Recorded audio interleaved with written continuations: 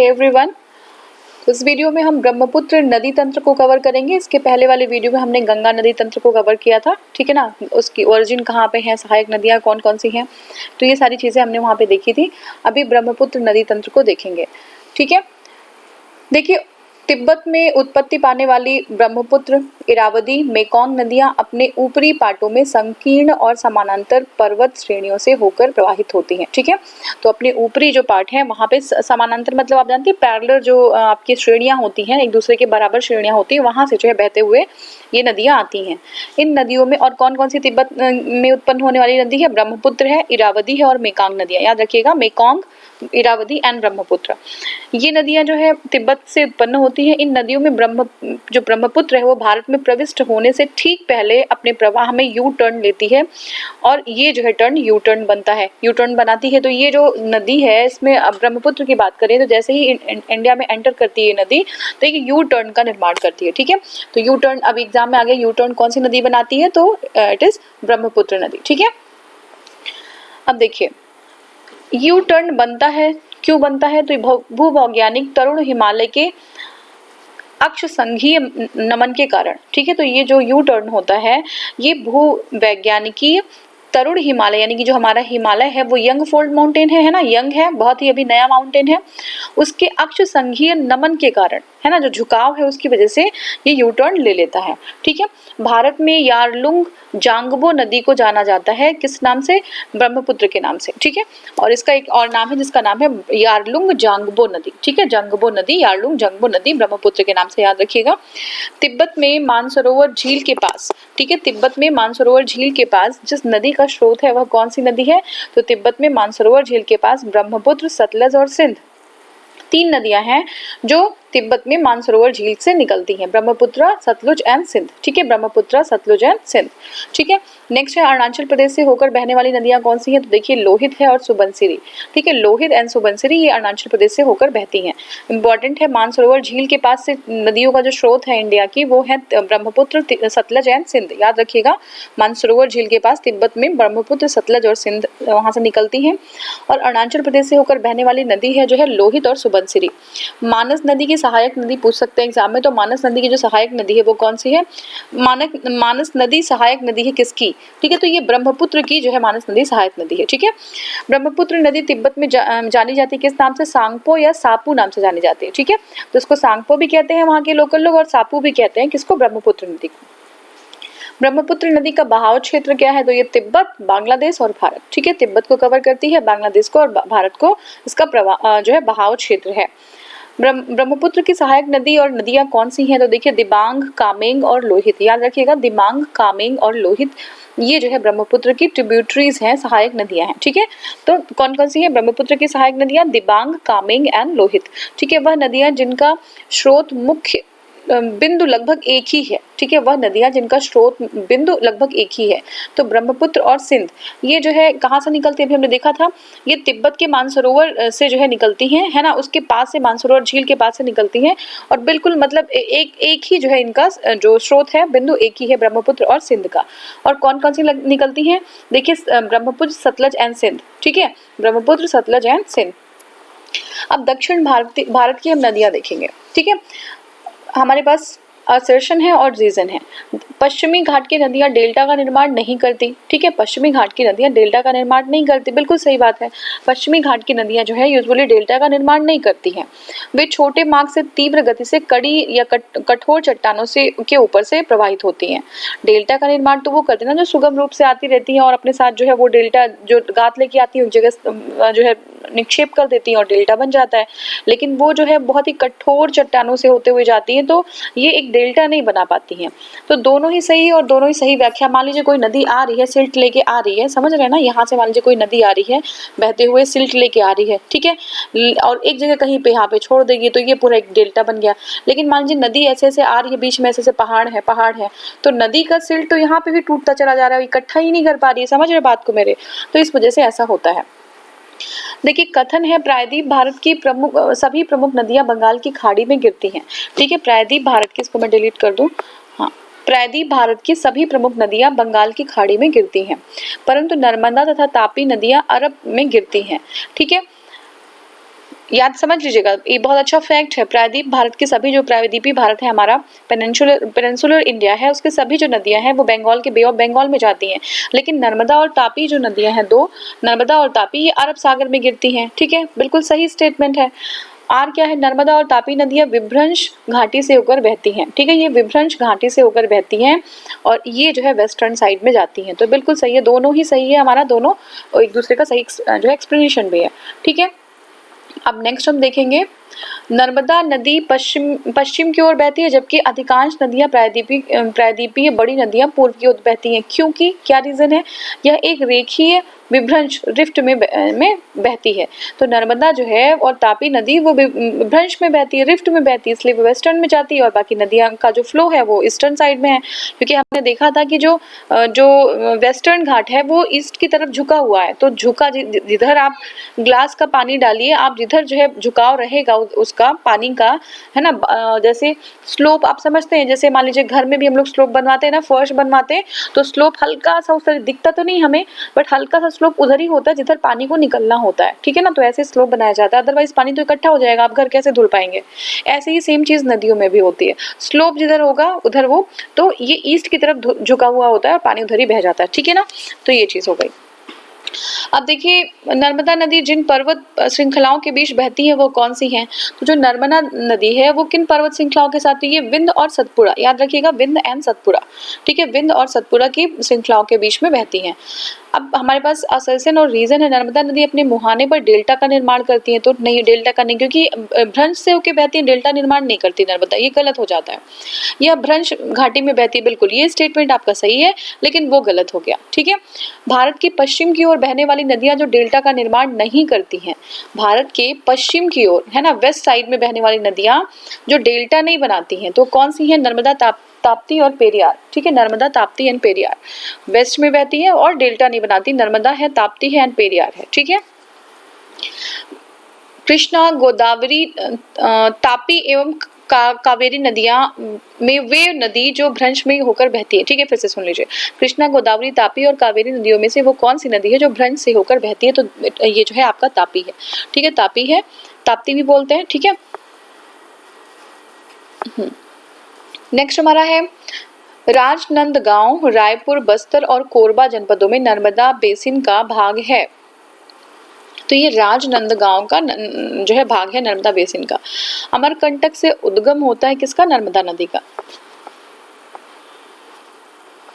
तो जो नर्मदा नदी है वो कहाँ से निकलती है? अमरकंटक से। नर्मदा नदी उदाहरण किसका है? भ्रंश घाटी का। ठीक है, भ्रंश घाटी मतलब समझ रहे हैं ना, कि एक जो है ये माउंटेन हो गया और एक ये माउंटेन हो गया। ठीक है, तो इसके बीच में जो है ऐसे बना जाए, एक ये हो गया और एक ये माउंटेन हो गया। अब इन दोनों के बीच में जो ये जमीन धसी हुई है, यहीं से नदी बहती है, तो ये भ्रंश घाटी हो गया। ठीक है, ये भ्रंश घाटी हो गया। ठीक है, तो रिफ्ट घाटी या भ्रंश घाटी फॉल्ट ट्रफ से होकर बहने वाली नदी है नर्मदा नदी। पश्चिम वाहिनी नदियों में दो पर्वत श्रेणियों के बीच बहने वाली नदी कौन सी है? नर्मदा नदी। ठीक है ना, ये सब चीजें कवर की गई है। पश्चिम वाहिनी नदियों में मतलब वेस्ट की साइड में जो बहती हैं, तो वो जो दो नदियां हैं, तापी और नर्मदा। पेरियार आप नीचे आएंगे तो पेरियार भी उधर ही बहती है, लेकिन तापी और नर्मदा जो है उसमें से नर्मदा नदी है।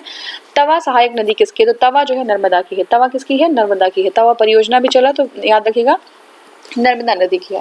ठीक है, गोदावरी, तापी, कृष्णा, महानदी में से अरब सागर में गिरने वाली गोदावरी कौन सी है? गोदावरी, तापी, कृष्णा और महानदी में से अरब सागर में गिरने वाली नदी कौन सी है? तो तापी है। ठीक है, ये अरब सागर में गिरने वाली नदी कौन सी है? तापी है। ठीक है, तो ये आपका तापी हो गया। ठीक है, देखिए, वह नदी जो 3 बार 2 धाराओं में विभक्त हो जाती है, वह नदी कौन सी है जो 3 बार 2 धाराओं में विभक्त हो जाती है, कुछ मील आगे जाकर पुनः मिल जाती है और इस प्रकार श्रीरंगपट्टनम, शिव समुद्रम और श्रीरंगम के द्वीपों का निर्माण करती है। तो ये कावेरी नदी है जो 3 बार 2 भाग में डिवाइड कर जाती है, फिर आगे जाती है, फिर मिल जाती है, तो 3 बार ऐसा करती है ये। और ये श्रीरंगपट्टनम, शिव समुद्रम और श्रीरंगम के द्वीपों का निर्माण करती है। ये नदी जो है कावेरी नदी है। ठीक है, अब एक बार ये गोदावरी, ताप्ती और कृष्णा महानदी अरब सागर में गिरने वाली, तो ये आपका पता है, आपको तापी है। तवा किसकी है? नर्मदा की सहायक नदी है। ठीक है, कावेरी नदी का उद्गम स्रोत क्या है? तो ये ब्रह्मगिरी पहाड़ियों से निकलती है। कावेरी नदी किससे? ब्रह्मगिरी पहाड़ियों से होकर निकलती है। ठीक है, ब्रह्मगिरी पहाड़ियों से निकलती है। कावेरी नदी जिन राज्यों, संघ और क्षेत्र से होकर गुजरती है वह है कर्नाटक, केरल, तमिलनाडु, पुडुचेरी ठीक है। कर्नाटक 4 जो है राज्य हैं जहाँ से कावेरी नदी होकर निकलती है, कर्नाटक, केरल, ठीक है, कर्नाटक, केरल, तमिलनाडु एवं पुडुचेरी, ठीक है, कर्नाटक, केरल, तमिलनाडु एवं पुडुचेरी। तो ये हो गया कर्नाटक, केरल, तमिलनाडु और पुडुचेरी, ठीक है। अब हमारा दक्षिण की गंगा किसको कहते हैं? तो दक्षिण की गंगा, ये बहुत कॉमन क्वेश्चन, दक्षिण की गंगा को कावेरी को कहते हैं। गोदावरी लोग कंफ्यूज होते हैं, तो दो चीजें हैं, बूढ़ी गंगा और दक्षिण की गंगा। तो दक्षिण की गंगा जो है कावेरी को कहते हैं। कृष्णा नदी जल विवाद है, ये बार बार एग्जाम में आया हुआ क्वेश्चन है। कृष्णा नदी जल विवाद किसके बीच में? ये आंध्र प्रदेश के, तेलंगाना के, कर्नाटक और महाराष्ट्र, ठीक है, आंध्र प्रदेश, तेलंगाना, कर्नाटक और महाराष्ट्र के बीच में। वह नदी जिसको जोड़ने का कार्य किया गया है वो गोदावरी और कृष्णा, ठीक है, इसको गोदावरी को और कृष्णा को। गोदावरी, कावेरी, ताप्ती महानदी में से वह नदी जो एस्चुरी का निर्माण करती है। तो देखिए ताप्ती नदी जो है वो एस्चुरी का बनाती है। जो रिफ्ट वैली में जो वेस्टर्न साइड में जाएगी, छोटी जो है, जो छोटा डिस्टेंस कवर करेगी वो क्या एस्चुरी बना देगी, और जो बड़ा डिस्टेंस कवर करती है वो डेल्टा बनाती है, समझ लीजिएगा, ठीक है। गोदावरी, महानदी, नर्मदा, ताप्ती नदियों की लंबाई के अवरोही क्रम में सही जो है सबसे बड़ी नदी कौन सी है? तो गोदावरी सबसे बड़ी कौन सी? गोदावरी, फिर नर्मदा, फिर महानदी और फिर ताप्ती। ताप्ती सबसे छोटी है, ठीक है। गोदावरी के बाद नर्मदा है और फिर महानदी है और फिर ताप्ती है। प्रायद्वीपीय भारत में पूर्व की दिशा में बहने वाली नदियों का उत्तर दक्षिण का सही क्रम क्या है? ये सब बहुत ही इंपॉर्टेंट है। तो उत्तर से दक्षिण, तो सबसे जो है उत्तर में है सुवर्ण रेखा, ठीक है, इसके बाद फिर महानदी, फिर गोदावरी, फिर कृष्णा और फिर पेन्नार कावेरी, ठीक है, पेन्नार कावेरी, ठीक है। तो देखिए सबसे ऊपर उत्तर में सुवर्ण रेखा, फिर महानदी, सुवर्ण रेखा, फिर महानदी, उसके बाद गोदावरी, उसके बाद कृष्णा, उसके बाद पेन्नार, ठीक है, कावेरी। ये जो है हमारा सीक्वेंस है, ठीक है।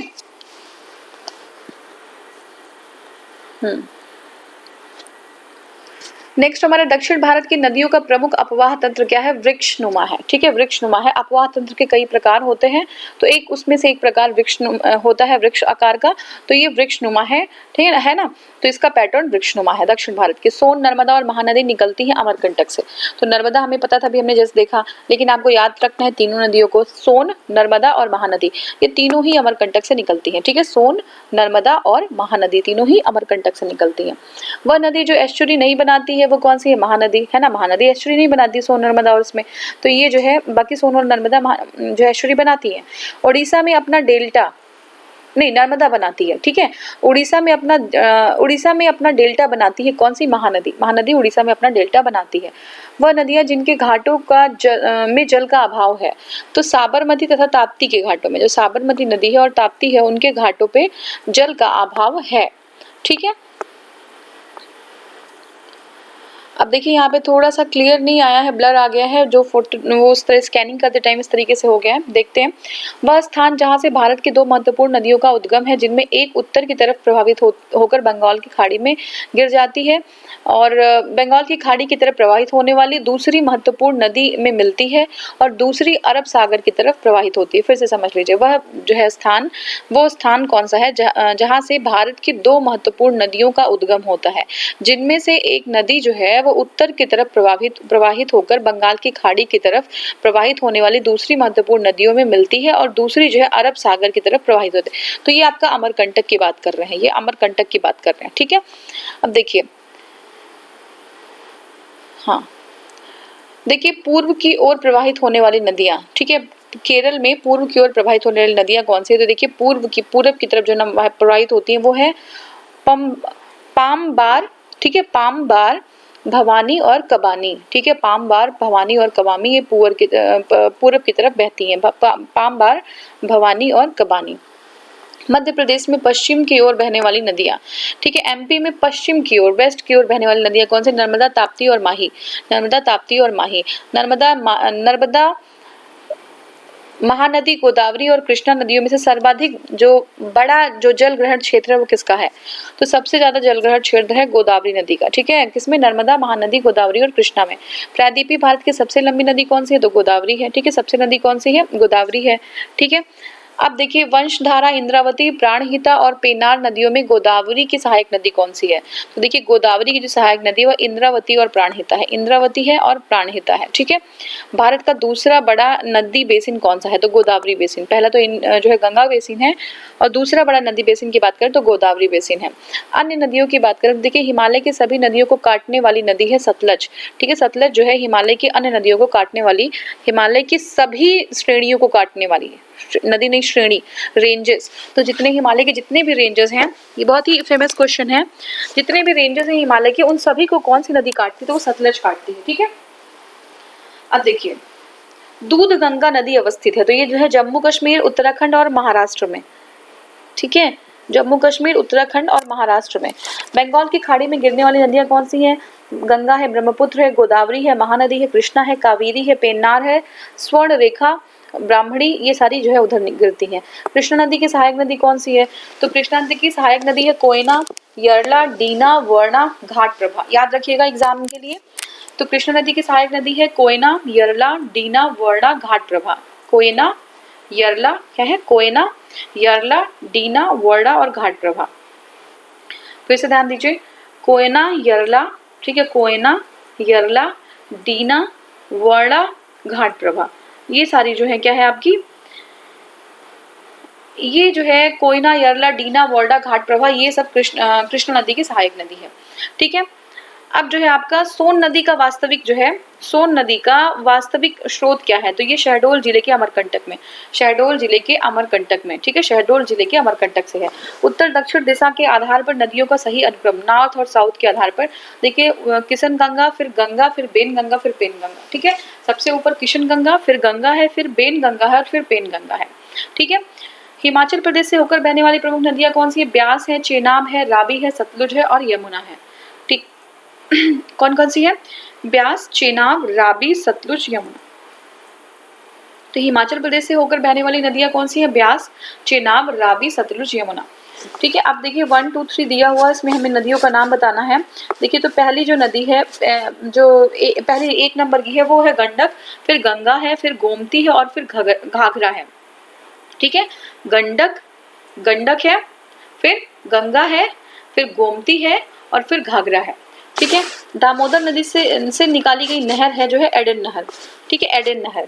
दामोदर नदी की सहायक नदी हुगली की, दामोदर नदी जो है किसकी सहायक है? हुगली की है, ठीक है। गोमती, पेरियार, दामोदर एवं महानदी से दामोदर नदी निकलती है, में से दामोदर नदी कहाँ से निकलती है? तो दामोदर नदी जो है छोटा नागपुर प्लेटू से निकलती है, ठीक है। पूर्व की ओर बहने वाली भारत की नदी जिसमें जो है निम्नावलन के कारण भ्रंश घाटी, रिफ्ट वैली बन गया है, ये है आपका दामोदर, ठीक है।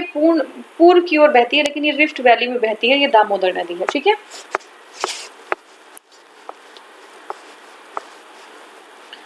अब देखिए वह नदी जिसके ऊपरी भाग में मीठा जल परंतु निचले भाग में खारा जल प्रवाहित होता है। तो ऊपर में अगर हम जाएं तो ये जो है आपका पानी जो है वो मीठा पानी होता है लेकिन नीचे खारा पानी होता है, लूनी नदी है वो, ठीक है, लूनी नदी है। मोरीबंद डेल्टा उपभाग है बंगाल डेल्टा का, मोरीबंद डेल्टा उपभाग किसका है? बंगाल डेल्टा का। तो मोरीबंद उपभाग डेल्टा बंगाल का है। अध्यारोपित नदी का उदाहरण है चंबल, ठीक है, अध्यारोपित नदी का एग्जाम में आता है, ये अध्यारोपित नदी का उदाहरण कौन सा है? चंबल, ठीक है। संकोच नदी सीमा बनाती है असम पश्चिम बंगाल के बीच में, असम और पश्चिम बंगाल के बीच में जो सीमा बनाती है वो संकोच नदी है, ठीक है। वह नदी जो मध्य प्रदेश से निकलती है और खंभात की खाड़ी में गिरती है, तो ये माही है। माही जो है मध्य प्रदेश से निकलती है और कहाँ पे गिरती है? ये खंभात की खाड़ी है। मध्य प्रदेश से बहुत सारी नदियां निकलती हैं लेकिन जो माही है वो मध्य प्रदेश से निकलती है और खंभात की खाड़ी में गिरती है। किशन गंगा एक सहायक नदी है किसकी? किशन गंगा सहायक नदी है झेलम की, किसकी है? झेलम की सहायक नदी है किशन गंगा, ठीक है। अब मुंबई की मीठी नदी जिस झील से निकलती है वह कहाँ? बिहार झील बोलते हैं। तो पहली बात तो मुंबई में ये मीठी नदी कहाँ की? मुंबई में है। और कौन सी झील से निकलती है? वो बिहार झील से निकलती है। महानंदा, सोन, रामगंगा, गंडक में से वह नदी जिसका जल ग्रहण क्षेत्र सर्वाधिक है। तो देखिए इन नदियों में अगर दिया हुआ कि सबसे ज्यादा जल ग्रहण क्षेत्र किसका, तो इसमें सोन का है। महानंदा, सोन, रामगंगा और गंडक में सबसे ज्यादा जल ग्रहण क्षेत्र जो है वो सोन का है। ब्रह्मपुत्र नदी, गोदावरी एवं सिंधु में से भारत की सबसे लंबी नदी कौन सी है? ठीक है, तो ये गंगा नदी। ऑब्वियस सी बात है कि गंगा नदी सबसे बड़ी है, आप लोग को पता भी है ये सब चीजें। नदियों के किनारे स्थित नगर हम देखेंगे। देखिए तो देखिए गंगा नदी किसके किनारे, कानपुर के। गंगा नदी किसके किनारे, कानपुर के। भागीरथी के किनारे कौन सा है, उत्तरकाशी। भागीरथी के किनारे उत्तरकाशी। लेह अवस्थित किसके, सिंधु के बाएं तट पर, सिंधु के दाएं तट पर, ठीक है। लेह कहाँ पे, सिंधु के दाएं तट पर है, ठीक है। सिंधु नदी लेह अवस्थित है सिंधु के दाएं तट पर, ठीक है। ये हो गया। उसके बाद लुधियाना कहाँ पे, लुधियाना सतलज नदी के तट पर है। लुधियाना कहाँ पे, सतलज नदी के तट पे है। लेह कहाँ पे, सिंधु के दाएं तट पर है और लुधियाना जो है सतलज नदी के तट पर है, ठीक है। हैदराबाद मूसी नदी के। भुवनेश्वर जो है वो महानदी के। भुवनेश्वर कहाँ, महानदी के। अब फिर हमारा है सुमेल करना है, नगर है और समवर्ती नदी है, ठीक है। जगदल बैतूल देखते हैं पहले। बैतूल जो है वो ताप्ती, बैतूल जो है वो ताप्ती है। जगदलपुर है इंद्रावती। जबलपुर है नर्मदा। कटक है महानदी। नासिक है गोदावरी। उज्जैन है क्षिप्रा, ठीक है। फिर से देख लीजिए, बैतूल ताप्ती, जगदलपुर इंद्रावती, जबलपुर नर्मदा, कटक महानदी, नासिक गोदावरी और उज्जैन क्षिप्रा, ठीक है। गोविंद घाट अवस्थित है कहाँ पे, तो गोविंद घाट अलकनंदा और लक्ष्मण गंगा के नदी के किनारे, अलकनंदा और लक्ष्मण गंगा की नदी के किनारे, ठीक है। प्रपात और झीलें, ठीक है। प्रपात और झीलों की बात करें तो देखिए जो है हुंडू प्रपात जो है निर्मित है किससे, सुवर्ण रेखा से। हुंडू प्रपात किससे निर्मित है, सुवर्ण रेखा से, ठीक है। हुंडू प्रपात निर्मित है सुवर्ण रेखा से और सुवर्ण रेखा नदी पर है ये, ठीक है। हुंडू प्रपात सुवर्ण रेखा नदी पर है, ठीक है। अब जल प्रपात है और नदी है। देखिए कपिल धारा जलप्रपात किसे, नर्मदा नदी पे। कपिल धारा जलप्रपात नर्मदा नदी पे है। जोग जलप्रपात शारावती पे है और शिव समुद्रम जो प्रपात है वो कावेरी नदी पे है। शिव समुद्रम कावेरी पे, जोग जो है शारावती पे। भारत का सबसे बड़ा जलप्रपात जोग प्रपात कहाँ पे स्थित है, ये शारावती नदी पर है। भारत का सबसे बड़ा जलप्रपात जो है, जो जोग जलप्रपात है वो शारावती नदी पर है। भारत का वह जलप्रपात जिसे लोकप्रिय रूप से नियाग्रा जलप्रपात के रूप में जानते हैं, तो ये चित्रकूट जलप्रपात है, ठीक है। चित्रकूट प्रपात है, इसको नियाग्रा नदी से इनके नाम से जानते हैं। भारत के गोवा में स्थित जलप्रपात कौन सा है, दूध सागर जलप्रपात, ठीक है। दूध सागर जलप्रपात भारत के गोवा में है। अब देखिए भेड़ घाट पर स्थित जलप्रपात कौन सा, तो धुआंधार जलप्रपात, ठीक है। भेड़ घाट पर स्थित जलप्रपात है धुआंधार जलप्रपात। विश्व जल प्रपात डाटाबेस की वर्तमान स्थिति के अनुसार भारत का सबसे ऊंचा जलप्रपात कौन सा है, तो आपका है नोहका लिकई, ठीक है। कौन सा है, नोहका लिकई, ठीक है। तो ये आपका विश्व का जो है सबसे ऊंचा जलप्रपात है आपका विश्व का, ये भारत का ही नहीं विश्व का सबसे ऊंचा जो जलप्रपात है वो है नोहका लिकई। याद रखिएगा, नोहका लिकई जो है मेघालय में है। कहाँ पे है, ये मेघालय में है नोहका लिकई। कुंचिकुल जलप्रपात की ऊंचाई कितनी है, 455 मीटर, ठीक है। 455 मीटर है कुंचिकुल की, ठीक है। वेम्बनाड झील केरल में है। पेरियार झील 55 किलोमीटर क्षेत्रफल में फैली है जो कृत्रिम झील है, ठीक है। पेरियार झील क्या है, ये 55 किलोमीटर में फैली हुई है, ये कृत्रिम झील है, ठीक है। चिल्का झील कहाँ पे है, उत्तरी सरकार तट पर, ठीक है। चिल्का झील स्थित कहाँ पे है, उड़ीसा में है। लोकटक झील कहाँ पे है, मणिपुर में है। दो भारतीय राज्यों की साझेदारी वाला झील कौन सा है, पुलिकट है। दो भारतीय राज्यों की साझेदारी वाला जो झील है वो पुलिकट है। फुलहर झील कहाँ पे है, यूपी के पीलीभीत में। तो फुलहर भी जो है झील याद रखिएगा, फुलहर जो है यूपी के पीलीभीत में है, ठीक है। सुमेल देख लीजिए झील और अवस्थिति। लोनार कहाँ पे है, महाराष्ट्र में। लोनार कहाँ पे, महाराष्ट्र में। नक्की है राजस्थान में। लोनार कहाँ पे, महाराष्ट्र में है, ठीक है। लोनार है महाराष्ट्र में और नक्की है राजस्थान में। नक्की है राजस्थान में। कोलेरू है आंध्र प्रदेश में, ठीक है। कोलेरू कहाँ पे है, आंध्र प्रदेश में, ठीक है। और डल है कश्मीर में, ठीक है। डल कहाँ पे है, कश्मीर में है। पुलिकट कहाँ पे, आंध्र प्रदेश और तमिलनाडु की सीमा पे। तो पुलिकट ऐसा झील है जो दो जो है राज्यों के बीच में है, आंध्र प्रदेश और तमिलनाडु, ठीक है। फिर से देख लें, लोनाल महाराष्ट्र में, नक्की राजस्थान में, कोलेरू आपका आंध्र प्रदेश में, डल जो है कश्मीर में और पुलिकट आंध्र प्रदेश और तमिलनाडु की सीमा पर। आसाम में अवस्थित झील कौन सा है, ये आपका चपनाला झील है। आसाम में अवस्थित झील है चपनाला, ठीक है। आसाम में कौन सी झील है, चपनाला। रहस्यमयी झील किसको कहते हैं, रूपकुंड झील और रहस्यमयी झील भी कहते हैं, ठीक है। रहस्यमयी झील जो है रूपकुंड झील को कहा जाता है। जम्मू कश्मीर में अवस्थित झील कौन सी है, अंचार झील, ठीक है। अंचार झील जो है श्रीनगर में है, जम्मू कश्मीर में अंचार झील। अब सही हमें सम्मिलित करना है, झीलें हैं और अवस्थिति है। अष्टामुडी है केरल में। अष्टामुडी कहाँ पे है, केरल में, ठीक है। अष्टामुडी केरल में। पुलिकट है तमिलनाडु में। रूपकुंड है उत्तराखंड में और सूरज कुंड है हरियाणा में। तो देखिए रूपकुंड जो उत्तराखंड में, इसी को हम रहस्यमयी झील भी कहते हैं। तो अष्टामुडी आपकी केरल में हो गई, पुलिकट जो है तमिलनाडु में हो गई, ठीक है। अष्टामुडी केरल में, पुलिकट जो है वो तमिलनाडु में, ठीक है। रूपकुंड है उत्तराखंड और सूरजकुंड हरियाणा में। देखिए पुलिकट झील तमिलनाडु और आंध्र प्रदेश राज्यों की सीमा पर कोरोमंडल तट पर स्थित खारे पानी की झील है। बर्फ से ढकी झील घेपन स्थित है। देखिए एक झील है जो बर्फ से ढकी होती है, इसका नाम है घेपन, ये हिमाचल प्रदेश में है, ठीक है। हिमाचल प्रदेश में है। कयाल क्या है, ये केरल के लेगून्स है, ठीक है। कयाल क्या है, केरल के लेगून। स्वेज नहर के उत्तर से दक्षिण स्थिति की ओर पड़ने वाली झीलों का सही क्रम क्या है। स्वेज नहर के उत्तर से दक्षिण की ओर पड़ने वाली सही झीलों का क्रम क्या है। तो देखिए lake Manzala, lake Timsah, great bear lake और लिटिल बियर लेक, ठीक है। स्वेज नहर के उत्तर से दक्षिण की बात करें तो जो है lake Manzala, lake Timsah, great bear lake और लिटिल बिटर लेक, ठीक है। अब जलवायु की बात करेंगे। देखिए जलवायु जो है, मानसून शब्द जो है उसकी व्युत्पत्ति हुई है, जो उसका ओरिजिन है, मानसून शब्द का व्युत्पत्ति है जो वो अरबी भाषा से है, ठीक है। ये अरबी भाषा का शब्द है।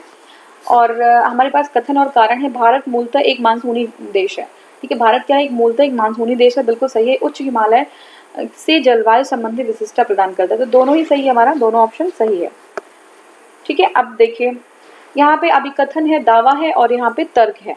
भारत की जलवायु उष्णकटिबंधीय मानसून की तरह है, ठीक है। दूसरा क्या है, भारतीय उष्णकटिबंधीय अक्षांशों के बीचों बीच स्थित है। देखिए भारत की जलवायु उष्णकटिबंधीय मानसून की तरह, बिल्कुल सही है ये, लेकिन भारत उष्णकटिबंधीय अक्षांशों के बीचों बीच अवस्थित है, ये गलत हो जाता है, ठीक है, ये सही नहीं है।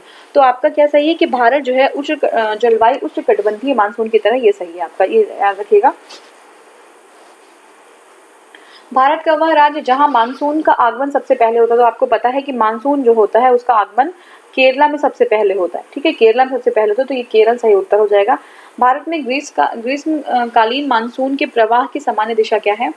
तो देखिए जो है आपका साउथ वेस्ट से नॉर्थ ईस्ट, साउथ वेस्ट से उत्तर पश्चिम से उत्तर पूर्व है। भारतीय जलवायु पर ग्रीष्म ऋतु में उच्च दाब और निम्न दाब हिंद महासागर में वायु का कर्षण या क्या करते हैं, कर्षण मतलब ड्रॉ करते हैं, जिसके कारण प्रवाहित होती है साउथ वेस्ट मानसून, ठीक है। तो साउथ वेस्ट मानसून क्यों होता है कि जो ग्रीष्म काल होता है तो भारत में जो है टेम्परेचर हाई होता है, प्रेशर कम होता है और हिंद महासागर की वायु को ड्रॉ करते हैं और उसकी वजह से साउथ वेस्ट मानसून आता है यहाँ पे। तो देखिए ये आरेख दिया हुआ है।